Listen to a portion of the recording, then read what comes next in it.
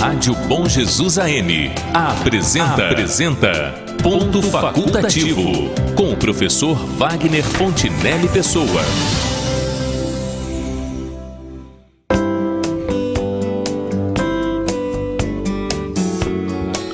Bom dia, senhoras e senhores ouvintes da Rádio Bom Jesus e internautas que nos acompanham pelo nosso aplicativo para dispositivos móveis ou pelo nosso site na internet, que pode ser localizado em Rádio Bom Jesus RJ ou Rádio Bom Jesus 1170. Nesta terça-feira trataremos de um tema que movimentou por vários dias o noticiário da imprensa e que possibilita uma análise para os nossos ouvintes de suas causas e consequências. Sendo assim, a questão de hoje é a seguinte: o que motivou as hostilidades dirigidas à caravana com que o Lula pretendeu percorrer o Brasil numa espécie de pré-campanha, objetivando as eleições deste ano?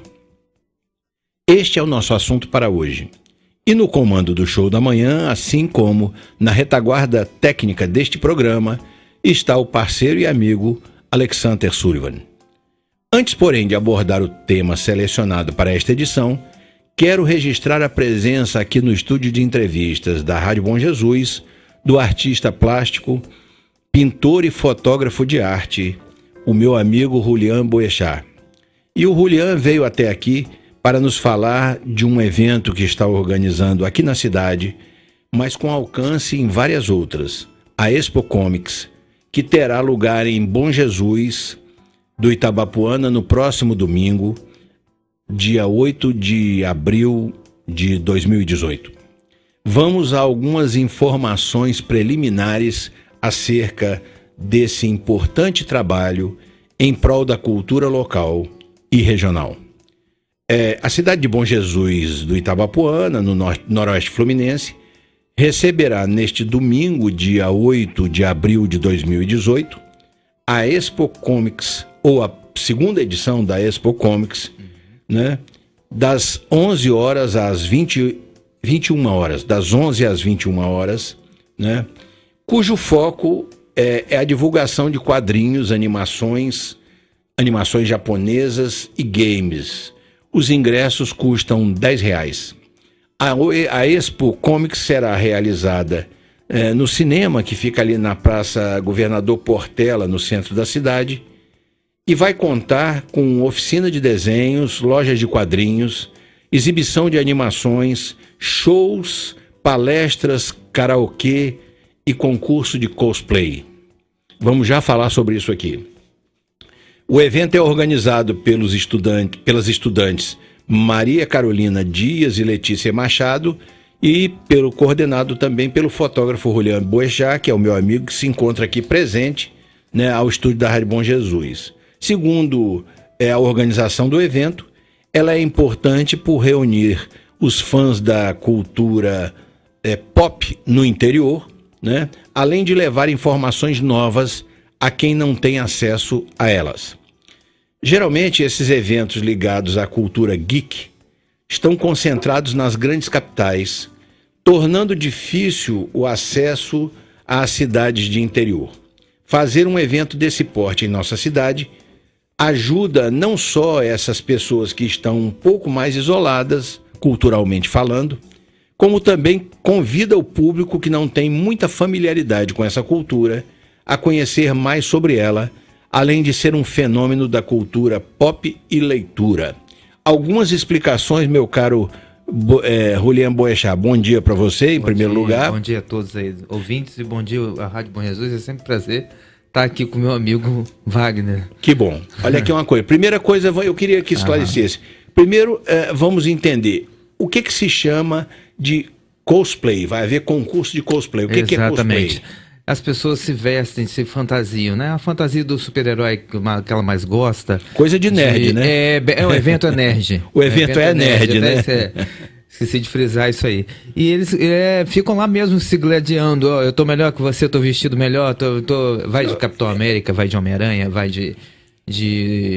Agora nós vamos ter o Pantera Negra, que já ganhou um concurso no Rio de Janeiro, e São Paulo vai estar aqui presente com a gente. Entendeu? E alguns dubladores também, que Entendi. De É filmes que porque vão ter. quando a gente fala essas coisas, de pessoas adultas se vestirem de super-heróis e tudo mais, quem não entende muito bem aonde é que isso está situado no, digamos assim, no caldo cultural de uma sociedade, acha que isso é uma coisa infantil e tal, mas não é. Existem pessoas que dedicam praticamente a sua vida a essa cultura nerd mesmo, a essa coisa de quadrinhos, super-heróis, comics, que são os desenhos, né? Comics. Exatamente. Agora, o que é cultura geek? O que significa isso? A geek é a cultura nerd. É a cultura nerd. Os geeks... Tem até um programa de televisão, uma série de televisão que fala nos geeks. Os geeks são os nerds, né? Se alguém já assistiu uma série de televisão chamada A Teoria do Big Bang, The Big Bang Theory, vai saber exatamente o que é um grupo de nerds. São uns cientistas, uns caras geniais, uns estudiosos de física, de astrofísica, mas que adoram super-herói, quadrinho, se fantasiam, se vestem de super-herói. Isso é que é a cultura nerd. E o evento os lá... Os seriados também, né? Você lembra que nós tínhamos o Magno naquela época, Esquadrão Classe A. Hoje nós temos Smallville, nós temos o Gotham, né? Que são seriados que falam de super-heróis também. Isso, exatamente.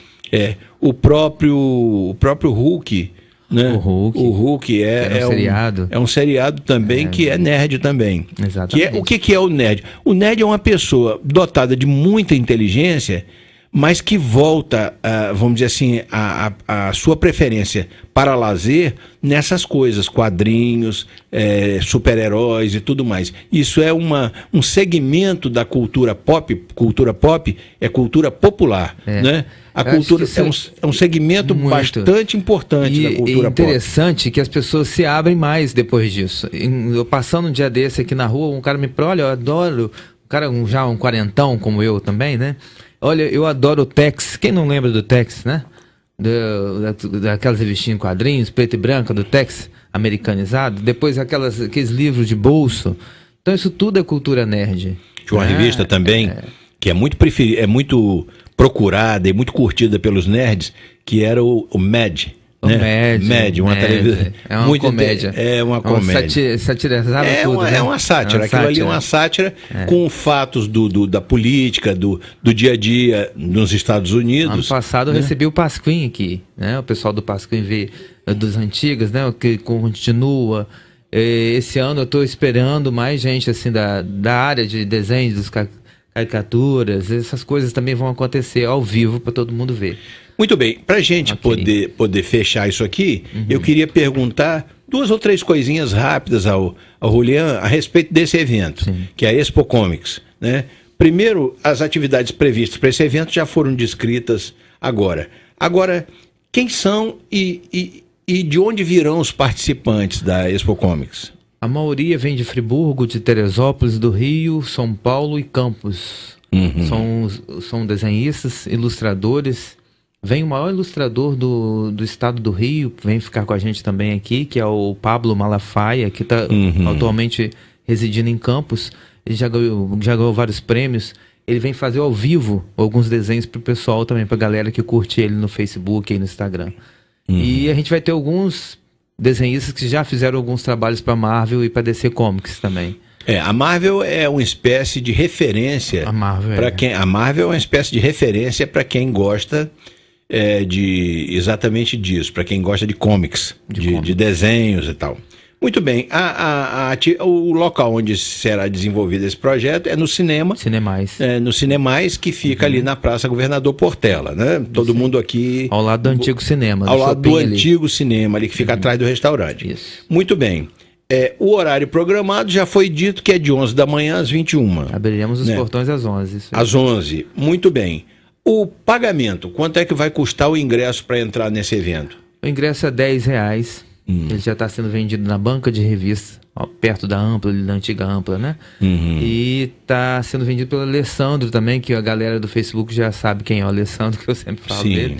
E até comigo, se alguém tiver interesse, eu estou sempre na rua, eu estou sempre com os ingressos também. E vai ser vendido também na hora do evento. Ninguém vai ter dificuldade para conseguir comprar esse ingresso, porque vai ter bilheteria lá na hora. Muito bem. E agora, para concluir essa informação sobre o evento, A gente pode até marcar depois, Julian, depois do evento, um dia para a gente falar de como foi, de como se desenvolver, se desenvolveu, qual foi a aceitação disso e tal. Por enquanto nós estamos só anunciando. Né? Ano passado a gente esperava 50 pessoas aproximadamente, 50, 60. Nós tivemos 400. Então, assim, foi uma surpresa muito grande para a gente.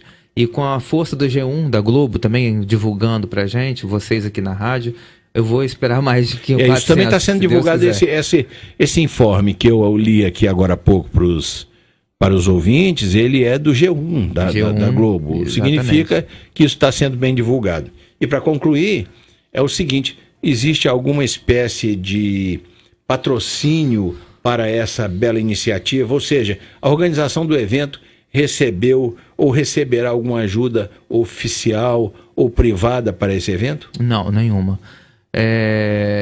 O evento a gente está procurando, até bom para quem estiver escutando, o empresário, para patrocinar para o próximo evento, porque a gente tem dificuldades, a gente quer trazer mais atrações, a gente não tem condições, porque o gasto é muito grande e a gente precisa de um parceiro que chega junto com a gente ali, que converse com a gente e que possa estar contribuindo financeiramente. E se você tiver patrocínio, você pode ampliar, vamos dizer assim, aumentar a dimensão do evento. Exato. Não é isso? Mas parabéns a você pelo evento, pela iniciativa, e eu acho que é isso mesmo. Bom Jesus sempre saindo na frente, nas coisas do interior.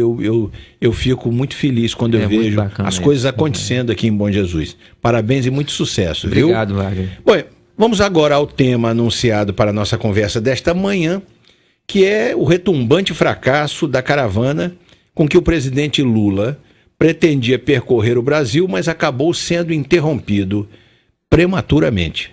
Eu acho que muito antes daquilo que ele imaginava ser a finalização da trajetória dessa caravana.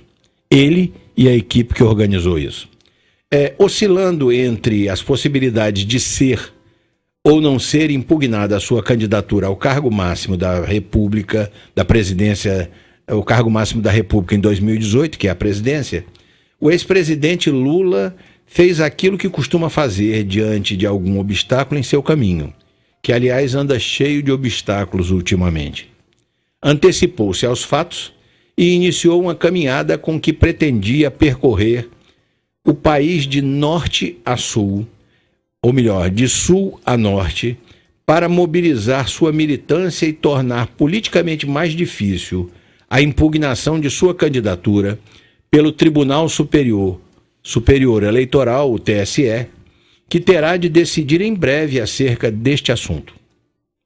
É quase certo que imaginava ser recebido de forma gloriosa e acolhido nos braços do povo, embora por cautela os organizadores dessa caravana tenham alugado algo como 30 ônibus, segundo a imprensa noticiou, e embarcado na frota aqueles militantes com as indefectíveis camisetas, bonés e bandeiras da CUT e do MST. Tudo para garantir um público, por mínimo que fosse, nos comícios e aparições do pré-candidato do PT durante essa excursão. No roteiro da viagem, o plano seria percorrer o mapa do Brasil de baixo para cima. Talvez, e isto é uma mera especulação que faço, porque sendo o eleitorado do partido mais expressivo nas regiões Norte e Nordeste, a excursão poderia terminar, ou haveria de terminar, segundo os planos, com o Lula sendo ovacionado bem no momento em que sua pretendida candidatura seria posta em discussão pelo Tribunal Superior Eleitoral. Mas o tiro saiu pela culatra e a excursão foi atropelada logo nas primeiras cidades por onde passou. Roda aí, meu caro Sullivan, o primeiro dos nossos áudios para o dia de hoje. Voltaram para lá. O Lula já conseguiu nossos objetivos, o Lula já está saindo dentro de instantes, orientado por um helicóptero da Brigada Militar, porque a batalha está campal aqui. Ele não consegue sair de ônibus, ele vai ter que sair pelo ar, porque a gente não vai deixar esse tipo de gente se criar aqui na nossa rainha da fronteira. A situação é que o Lula parece que está dentro da Unipampa, não vai ser para fora para fazer discurso. A Unipampa está rodeada de caminhonete, caminhão, trator, de tudo que tu imagina. Fizeram um cerco lá nele que ele se apavorou. Não vai se animar a sair de dentro da Unipampa. Parece que estão cogitando a possibilidade dele sair de Bagé por helicóptero, que as saídas de Bagé vão estar fechadas. O pessoal está se organizando em fechar a saída de Bagé. Esse louco vai ter que ser de helicóptero aqui de Bagé. E demais era isso. Se acalmaram um pouco os ânimos agora. Tchê, foi bonito de ver quando a tratorada, os loucos subiram nos tratores e a polícia recuou, cara. E os loucos foram em direção à Unipampa lá. E aí os caras do MST, daqueles loucos ali, começaram a recuar para trás e ficaram contra a universidade. Tchê, que coisa, tchê. Dá medo o troço, tchê. Impressionante. Não, eles tentaram fazer uma carguinha, mas não deu nem saída. E apanharam o derreio de braço ainda. Aquela foi o mais lindo, temos que conseguir o vídeo e as fotos daquele homem velho dando derreio neles. Vocês podem esperar que vai aparecer. Nós vinha vindo meio acossado da mutuca, mas meio distribuindo também. E um dos nossos galos estava com o rei, tomaram o reio dele e ele entrou no meio do pelotão adversário, tomou o reio do velho e brasinou o velho a laçaço.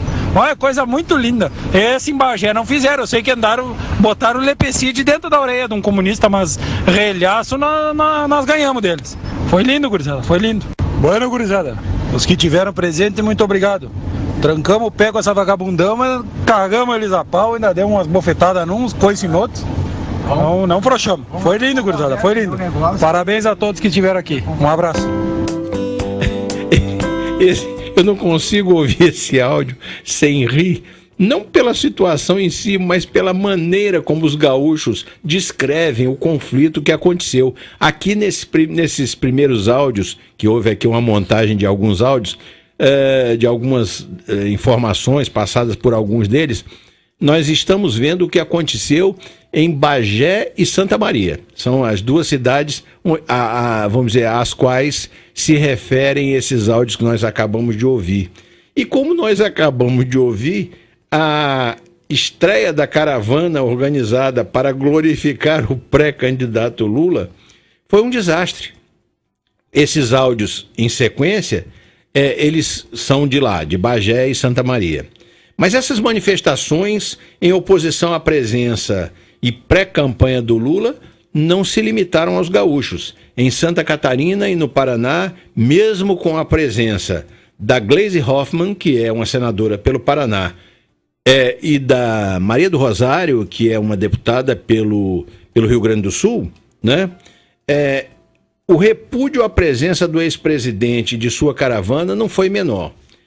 Os petistas, como era de se esperar, fizeram manifestações veementes contra as hostilidades dirigidas contra a delegação petista e se valeram e têm se valido de argumentos como desacato à democracia, perseguição política ao ex-presidente e tentativa de impedir a sua candidatura em 2018. Mais uma vez falaram em golpe e fizeram aquele velho discurso de vitimização, tão ao gosto das esquerdas, mas que só consideram válido quando eles é que estão no papel de vítimas. Foi quando começou a se desenhar, exatamente nesse momento, a mudança nos planos petistas para essa caravana. E só para lembrar, mesmo antes de ir para Santa Catarina e para o Paraná, o comboio petista levou outro sufoco no Rio Grande do Sul, desta vez na cidade de Passo Fundo.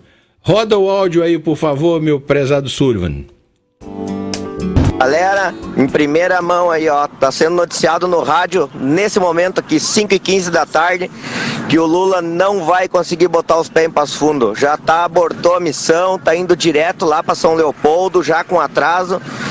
Conseguimos segurar ele da 1h30 até agora e ele comunicou agora no diretório dos Mortadela ali que vai ter que cancelou Passo Fundo, não vai botar os pés em Passo Fundo. Missão cumprida. Missão cumprida, pessoal. Isso é o Rio Grande do Sul mostrando para esse diabeto aí que aqui tem gente de fundamento. Pessoal, a mídia não está mostrando, a RBS não veio fazer cobertura, né? Veio apenas a rádio aqui da cidade, Irapuru, né? Mas nós estamos resistindo e estamos preparados para dar pau. Já fizemos uma linha aqui de cavalo, a primeira de cavalo, a segunda são os homens com reio a pé, né? E vamos resistir. Já teve confronto aqui, alguns foram presos, né? Mas nós estamos aqui e parece que o Lula arregou, porque nós estamos organizando o pessoal aqui para dar pau mesmo. Olha, esses últimos áudios aí que completam mais ou menos os áudios que eu havia separado, tem muito mais coisa, mas que eu havia separado para evidenciar qual foi o clima lá na passagem do Lula pelo Rio Grande do Sul, da caravana do Lula pelo Rio Grande do Sul. Eu que gostaria de observar o seguinte, para o gaúcho, principalmente o gaúcho de fronteira, essa coisa que eles falam, nós cargamos de relho, quer dizer, carregar é fazer carga, né? De relho. Porque bater de relho é chicote, né? Bater de chicote para um gaúcho de fronteira é uma humilhação. Nós fizemos uma primeira linha de cavalo, depois uma linha de homem a pé com relho na mão. É isso, é porque para eles, bater em alguém com um chicote é uma forma de desmoralização. E aí tem o seguinte, não é obviamente possível desconhecer o fato de que a caravana foi vigorosamente ovacionada e apedrejada nas cidades por onde passou. E ninguém com algum equilíbrio há de defender que na política a agressividade possa ou deva ser usada como argumento. Até aí vamos combinar. Agora, mas sobre esse aspecto, há duas coisas que nós devemos observar, né? A primeira foi que a perspectiva de que as hostilidades que marcaram a visita do ex-presidente à região sul contagiassem o resto do país que ele ainda iria visitar. Vamos pegar esse primeiro ponto. O Lula, segundo aquilo que eu disse antes, ele provavelmente a caravana partiu do sul para o norte, porque ele imaginava que sendo no norte e nordeste as regiões, sendo o norte e o nordeste as regiões em que o eleitorado dele é mais forte, em que vamos dizer assim, a militância é maior, ele imaginou que a partir de uma, digamos assim, talvez de uma recepção um pouco mais fria. Não imaginou que chegaria a isso. Foi até bastante quente. Uma recepção mais fria para chegar no Nordeste em glória, né? Chegar glorioso. Só que essa recepção, tal como nós estamos mostrando agora, ou lembrando agora há pouco, ela foi de tal ordem devastadora na imagem dessa caravana, que começaram a surgir pelas redes sociais, vamos dizer assim, uma série de postagens sobre outros estados de outras regiões que estavam aguardando a chegada da caravana, com a insinuação de que ele seria recebido também de forma hostil. Isso, se acontecesse, seria um tiro no pé do candidato, né? Porque era ridículo demais o sujeito ser recebido dessa maneira para quem se recusa a admitir, como ele se recusa, que ele não ocupa mais aquele pedestal onde ele era endeusado, vamos dizer, enquanto ele esteve no topo da política brasileira. Então seria muito ridículo o sujeito passar pelo Brasil só levando vaia, ovo no ônibus e tudo mais. Muito bem. E aí foi preciso trabalhar uma estratégia de retirada, vamos dizer assim, que livrasse exatamente o Lula, principalmente, e a caravana do Lula, desse ridículo. Aí o que aconteceu? Eles criaram a tal fantasiosa versão dos tiros no ônibus. Esses tiros no ônibus, na verdade, não ocorreram. E já existem análises periciais que dizem, primeiro, que esses tiros não foram dados com os carros em movimento. Eles foram dados, parece que em 1 ou 2 ônibus, e com o carro parado e de perto. Alguém chegou ali perto e disparou a arma. Segundo, quem quer atirar numa caravana, quem chegou a esse nível de hostilidade, quem chegou a esse nível de agressividade na sua manifestação em contrário de um partido, de um candidato, não vai atirar no bagageiro, não. Atira na direção do vidro. Os tiros foram para baixo, não era para acertar ninguém. Era para furar a mala do Lula, com toda certeza. Que, aliás, nem na caravana estava, porque só um otário imagina que o Lula ia dentro do ônibus viajando. O Lula ia de helicóptero, e onde a caravana chegava, deixavam ele lá para poder fazer a aparição dele. Você acha que o Lula ia enfrentar a estrada do sul até o norte batendo dentro de um ônibus? Ele não vai fazer isso. Ele chegava no lugar de forma discreta e é quando a caravana chegava. Pois bem, não era no ônibus que o Lula estaria, que na verdade não estava. Foram em 2 ônibus numa caravana de quase 30 ônibus. Não feriu ninguém, não atingiu ninguém, feriu o bagageiro, talvez pudesse ter furado uma mala, e não deram um tiro não deram um só tiro num vidro de um ônibus. Essa foi, obviamente, uma estratégia de quem estava organizando a caravana para retirar o Lula, o Lula desse passeio, dessa excursão aí, e retirar o PT dessa excursão. Esses tiros, porque esses tiros permitiram o quê? Eles permitiram não só uma justificativa para encerrar, sob a alegação de que começa a haver risco de vida para as pessoas que estão na caravana, e também é uma forma de vitimizar a caravana, de vitimizar o Lula, de vitimizar os petistas que estavam com ele. Então é o seguinte, a segunda questão que existe a respeito disso, a primeira questão é essa. Diante do repúdio que a caravana sofreu, eles precisaram desenvolver uma estratégia para acabar com a caravana, para parar com ela e para evitar que novas manifestações que seriam desmoralizantes para o PT e para o candidato do PT pudessem ocorrer. A segunda questão é: por que os brasileiros perderam a capacidade de debater suas divergências no plano político-partidário e passaram a admitir que o enfrentamento físico é mais eficaz do que o enfrentamento das ideias? Porque essa é uma outra questão a ser levantada. Por que é que nós partimos para esse tipo de confronto? Por que é que nós não continuamos a discutir nossas divergências, nossas diferenças de opinião, no plano do discurso mesmo, no plano dos argumentos? Por que é que nós descemos a esse nível? Nós vamos falar sobre isso logo após o nosso intervalo comercial. Voltamos já já para continuar com esse assunto.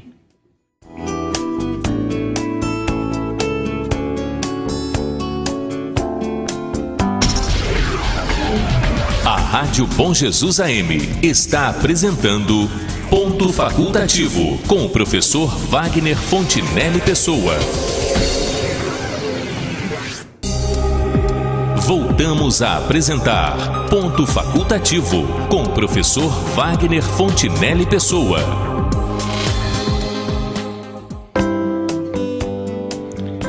Voltamos com o Ponto Facultativo. E no dia de hoje, estamos tratando de um assunto que se destacou no noticiário da imprensa e em diversas plataformas da internet. As hostilidades dirigidas à caravana com que o ex-presidente, até agora pelo menos pré-candidato do PT às eleições presidenciais de 2018, pretendia percorrer o Brasil, mas acabou se encerrando lá pelos estados do Sul mesmo. Antes do nosso intervalo, eu havia mencionado um fato que é o seguinte, que é um fato crucial para a gente compreender essa questão.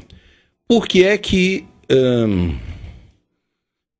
nós perdemos no Brasil a capacidade de confrontar ideias, embora divergentes, mas dentro de um padrão de civilidade, e tivemos que partir para isso?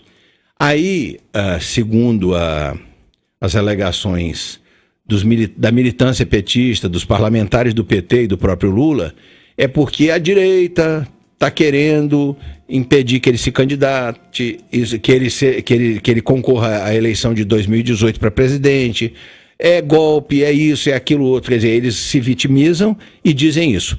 Mas aí eu disse assim, eu digo, não, nós vamos Nós vamos analisar esse ponto para saber se foi exatamente isso. Para analisar esse ponto, nós vamos, meu caro Sullivan, ao nosso próximo áudio. Senhor presidente, senhoras e senhores vereadores, em especial a vereadora Sofia Cavedon do PT, que subiu a essa tribuna, eu quero, vereadora, também acusar uma senadora da República que defendeu a violência e que se colocou ao lado de bandidos atacando os cidadãos de bem, que é a senadora Gleisi Hoffmann, que disse que para prender Lula e cumprir a lei no país, teria que se matar muita gente. E eu não ouvi uma palavra de repúdio de Vossa Excelência. Quando alvejaram o prefeito de São Paulo com ovos, eu não ouvi uma palavra de repúdio de Vossa Excelência. Quando manifestações em Porto Alegre viraram containers, queimaram pneus defendendo Lula, eu não ouvi uma palavra de repúdio de Vossa Excelência. E agora, o que está acontecendo no país não é ódio da direita, é resultado do que o Partido dos Trabalhadores plantou enquanto governou esse país. Plantou o ódio, plantou a divisão, plantou a contraposição da sociedade e agora está colhendo o que semeou. O que está colhendo é o que semeou. O que aconteceu, ninguém defende a violência. Mas é preciso perceber, vereadora Sofia e Partido dos Trabalhadores, que o que aconteceu em Passo Fundo foi as pessoas que são vítimas do roubo levantando a voz contra quem os roubou. É a manifestação das vítimas do roubo que o PT implantou no país. Chegaram a dizer que estavam jogando ovos fora e que há fome no país. Ora, quantos ovos poderiam ser comprados com os 88 bilhões de reais que o PT ajudou a subtrair da Petrobras? Quanto dinheiro faltou o PT e seus partidos às seclas e à corrupção? E eu digo para a senhora, não tenho problema nenhum em dizer que quero que os corruptos de todos os partidos sejam presos. Esse áudio, deixa eu explicar para os senhores ouvintes, esse áudio é de uma sessão da Câmara de Vereadores em Porto Alegre, e o vereador Ricardo Gomes, né, usa a tribuna para responder a um discurso anterior, a um pronunciamento anterior dessa vereadora que ele menciona no áudio, vereadora Sofia, que é do PT. E a vereadora foi lá e fez um discurso extremamente, vamos dizer assim, vitimizador ou vitimizado, como se toda a direita, colocou como se fosse a direita está contra o PT, está contra os avanços que o PT conseguiu, aquele velho discurso do PT, a direita está contra o presidente, está contra a candidatura do presidente e faz isso, e agride, e desrespeita, enfim. Aí o vereador subiu e disse o seguinte, olha, eu não vi quando o PT fez a mesma coisa, quando o PT ameaçou, dar banho de sangue, quando o PT ameaçou pegar em armas, eu não vi a vereadora fazer nenhum protesto aqui. Está protestando agora porque outra parcela da sociedade está se opondo a esse candidato, ao candidato que levou essa gente a poder fazer essas coisas. Muito bem.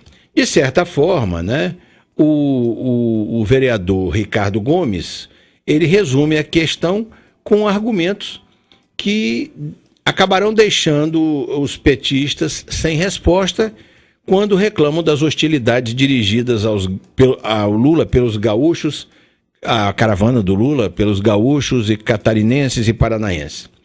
Quando estavam em alta, políticos do PT e as tropas de choque do partido, como o MST, o MTST, que é o Movimento dos Trabalhadores Sem Teto, e a CUT, né, que é uma central sindical, vamos dizer, inteiramente a serviço do PT, ameaçavam a sociedade brasileira com a luta armada e um banho de sangue a cada vez que algum fato atalhava ou atrapalhava os seus interesses. Foi assim no impeachment da Dilma, que aquele João Pedro Stedley, que é o presidente, é um dirigente do do MST, né? Fez ameaças de luta armada e tudo mais. Foi assim quando o Lula abriram uma investigação contra o Lula. Foi assim quando o Lula foi condenado e ficou mais próximo o risco da prisão do Lula.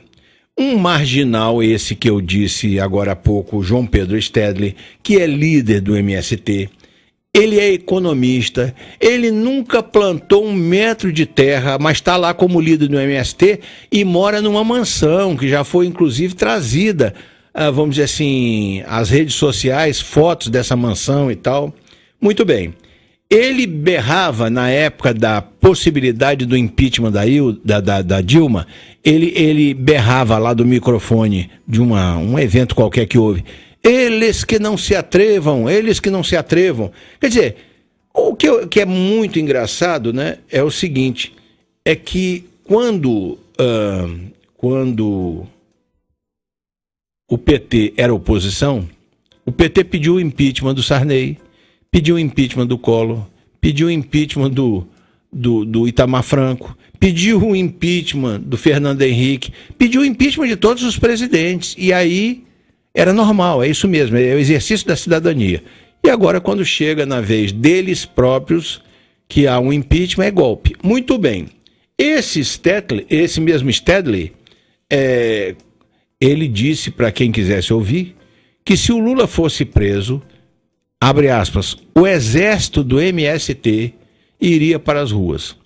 Quer dizer, eles quase que se colocavam como uma força paralela, força militar, uma força paramilitar. Depois veio um vagabundo, um tal de Wagner Freitas, que é presidente da CUT, e ameaçou pegar em armas caso houvesse a prisão do Lula. E ainda existem manifestações de estrelas do PT, como o Rui Falcão, que foi presidente antes da Gleisi, o Lindbergh Faria, a Vanessa Graziotin e a Gleisi Hoffmann, a própria Gleisi Hoffmann, que em diversas oportunidades demonstraram seu absoluto menosprezo pelas instituições, sempre que as instituições contrariaram os interesses do partido e os interesses da esquerda.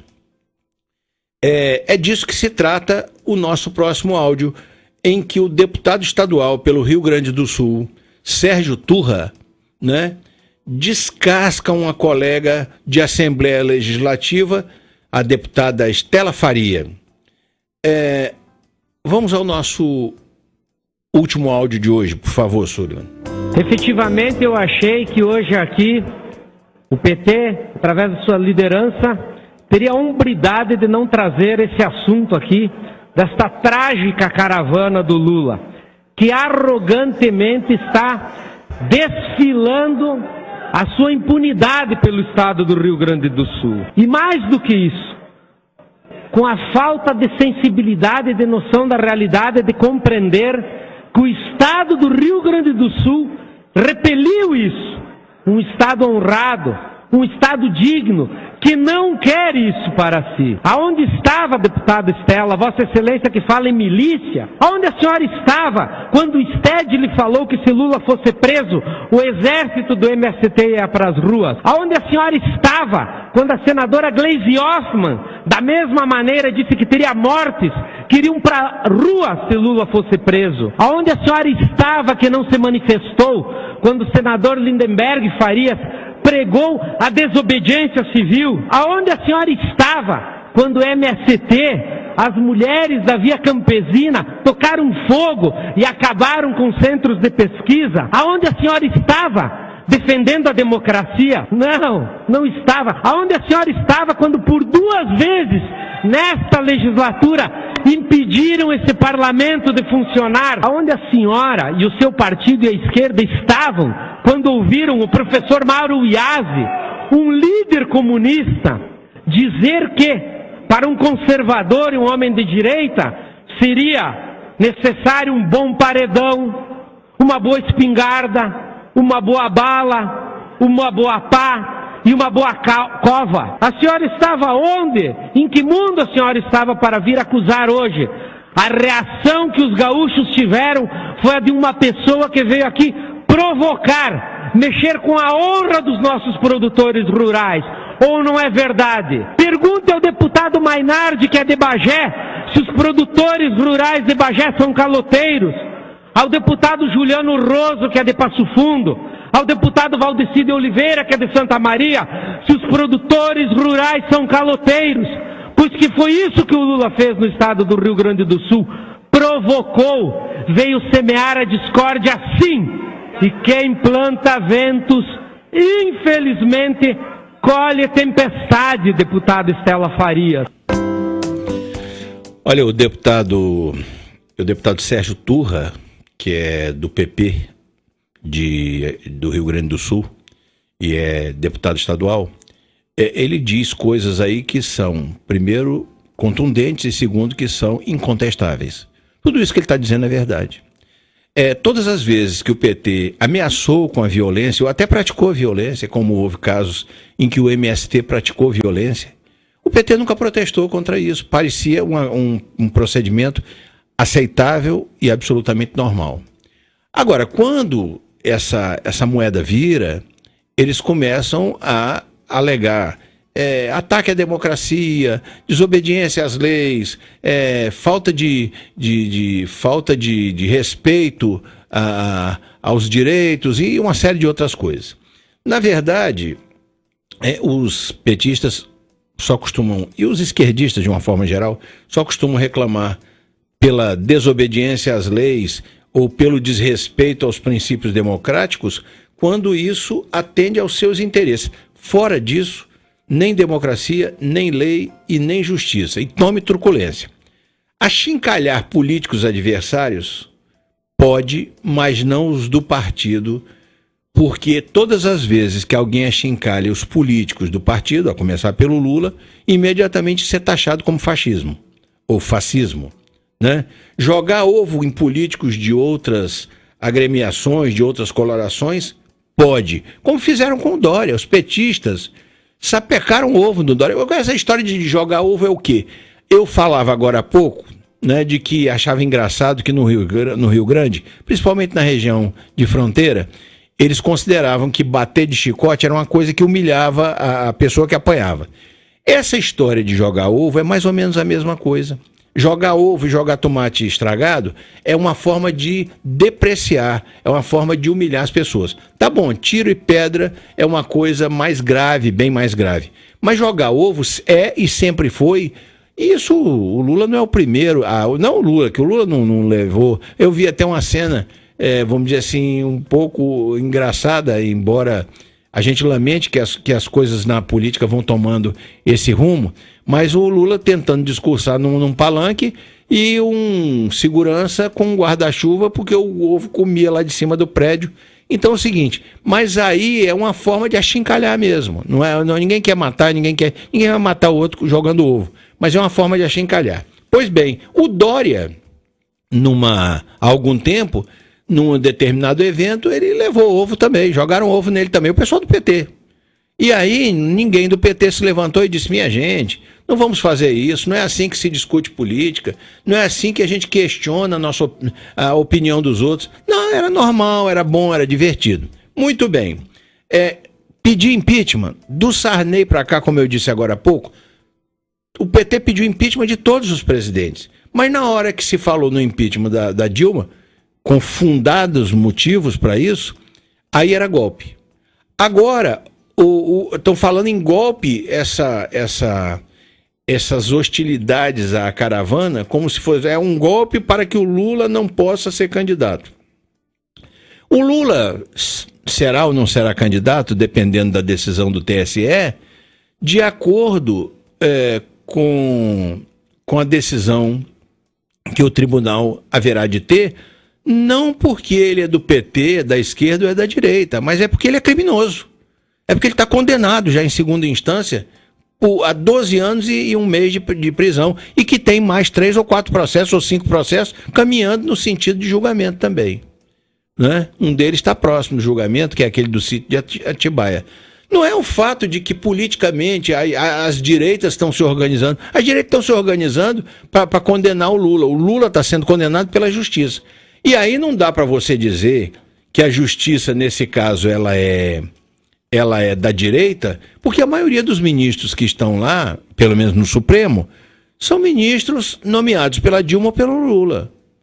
Então, na verdade, esse choramingo, essa vitimização, essa coisa de coitadinho de mim, sou perseguido, isso é uma lenga-lenga, né, que o PT, a esquerda faz continuamente. É porque eu sou gay, é porque eu sou isso, é porque eu sou da esquerda, é porque eu sou do PSOL. Não é isso, é o seguinte, as pessoas têm opiniões divergentes, mas, na verdade, neste caso em específico, o Lula está condenado pelos crimes que cometeu. Não é porque a direita está querendo o Lula na cadeia, não. Quem determinou que o Lula deve ir para a cadeia é a justiça. Com base em quê? Com base em crimes que ele cometeu. Muito bem. O fato é que governos petistas passaram 13 anos no poder, trabalhando no sentido de abrir cisões. Olha o clima que se criou. E que o PT ajudou a criar, ou praticamente provocou. Abrir cisões entre os diversos segmentos da sociedade. A ideia era brancos e negros. Brancos de um lado, negros do outro. Héteros e homossexuais. Um de um lado, outro do outro. Como se fossem inimigos. Como se não pudessem conviver. Falam em inclusão, mas ao mesmo tempo instigam a inimizade entre grupos que têm opções diferentes. Ou que têm etnias diferentes, ricos e pobres. O PT passou 13 anos pregando a ideia, e mais de 13 anos, porque antes de chegar ao poder já pregava isso, de que você ter dinheiro é um pecado, é um crime você ter dinheiro. Só é um crime você ter dinheiro, como esses políticos têm, desviando recursos, com corrupção, através de esquemas e negociatas. Agora, você trabalhar e enriquecer não é pecado nenhum. Ah, mas o outro não enriqueceu, o outro está pobre. Meu amigo, o mundo é diferente, as pessoas são diferentes. Não é porque eu sou uma pessoa de classe média que eu vou odiar quem é de classe superior, a não ser que aquela pessoa de classe superior esteja cometendo algum desvio contra mim, contra a sociedade. Mas pelo fato do sujeito ter trabalhado e enriquecido, isso não é pecado. Nós vivemos num país capitalista. Muito bem. Pior é o filho do Lula, que era tratador de elefante no zoológico e ganhava R$ 1.500 num ano, e um ano depois do pai dele ser elevado à condição de presidente da República, comprou uma fazenda por 47 milhões à vista. Aí sim, aí não dá para você engolir. Mas o PT não protesta contra isso. É normal o filho do Lula. Perguntaram ao Lula, como é que o seu filho, que ganhava R$ 1.500, conseguiu comprar uma fazenda de 47 milhões. Ele disse, meu filho é um gênio das finanças. Quer dizer, a coisa já ainda entrou pro nível do cinismo. E aí ninguém protesta. Agora, ser rico não é, por si, um pecado. O pecado é você enriquecer de forma ilícita. Muito bem. E aí eles criaram essa série de divisões, ricos e pobres, negros e brancos, hétero e homo. Criaram com o objetivo claro de rachar a sociedade. E por que isso? É que os teóricos do socialismo, né, tem uma teórica lá, uma figura muito badalada no PT, que é a tal da Marilena Chauí, é uma filósofa, pedagoga, não sei o quê. Tem um vídeo da Marilena Chauí dizendo que odeia a classe média. Eu odeio a classe média. A classe média é culpada de tudo de ruim que acontece nesse país. É o atraso, é o recesso, é isso aqui, é a recessão, não é enfim, é o atraso, é o retrógrado, não é recesso, é o retrógrado. Sabe por quê? Porque a classe média é onde tem o maior número de pessoas que pensam e discutem aquilo que, às vezes, essas pessoas da esquerda empurram de goela dentro das pessoas que não analisam, não têm a capacidade de analisar isso. A classe média tem o maior número de pessoas que se opõem a isso porque entende como é que isso funciona. Aí ela odeia a classe média. Como é que você pode odiar uma classe média ao mesmo tempo em que o governo petista dizia que estava trazendo gente da classe mais baixa para a classe média? Como é que pode? E o Lula estava lá na plateia aplaudindo. Agora, o socialismo, quer dizer, os teóricos do socialismo, como eu ia dizendo, né, assim como recomendam a desestruturação da família. Essa história de degradação da família, que o PSOL, por exemplo, bate nisso. Essa história de, vamos dizer assim, de que não se pode mais limitar os excessos de determinadas crianças, que não se pode, na educação do filho, dar uma palmada no filho. Isso aí não é à toa, não. Isso não é gratuito, não. O esfacelamento do princípio da autoridade é o postulado das esquerdas, que tem a concepção de que a criminalidade é um elemento revolucionário. Ou seja, para você fazer a revolução, a tal revolução bolivariana que o Lula tanto, vamos dizer, tentou levar o Brasil para esse lado, você precisa quebrar os valores, desestruturar a família, quer dizer, depreciar a religião, você precisa quebrar o princípio de autoridade, esse tipo de coisa. Muito bem. Em síntese, o lulopetismo apostou suas fichas todas numa revolução bolivariana, como eu falei agora, a exemplo do que aconteceu na Venezuela e também na Bolívia, né? Em menor escala, claro, na Bolívia. Mas na Venezuela, olha no que deu a Revolução Bolivariana na Venezuela. O Brasil, levado por esse tipo de caminho, cai numa situação como a da Venezuela, cairia. Demorando um pouco mais, porque o Brasil tem mais riquezas. O Brasil é um país com muito mais, uma população muito maior, e é um país que tem, vamos dizer, uma extensão territorial muito maior. Mas a ideia era levar isso. Era levar o Brasil nesse caminho. Nós precisamos de uma revolução bolivariana aqui no Brasil. Muito bem. As pedras lançadas contra a caravana do Lula, as pedras e os ovos, eram aquelas que os petistas ameaçavam lançar contra o restante da sociedade brasileira. E assim, é dessa maneira que nós vamos concluir, o feitiço do PT e do Lula viraram contra o feiticeiro. Essa foi a nossa conversa de hoje, e esse foi o tema escolhido para ela, mas o tempo destinado ao programa chegou ao seu final e também precisaremos encerrá-lo. Quero agradecer aos ouvintes pela atenção que dispensaram ao programa desta terça-feira, lembrando que o Ponto Facultativo é um espaço semanal cujo propósito é o de levar ao nosso público informações importantes sobre assuntos diversos. Um abraço para os parceiros desta emissora e ficam os senhores ouvintes agora com o encerramento do Show da Manhã sob a responsabilidade do meu amigo Sullivan. Eu sou Wagner Fontinelli Pessoa e esta é a Rádio Bom Jesus. Até a próxima terça-feira neste mesmo horário e tenham todos uma boa semana. A Rádio Bom Jesus apresentou Programa Ponto Facultativo com o professor Wagner Fontinelli Pessoa.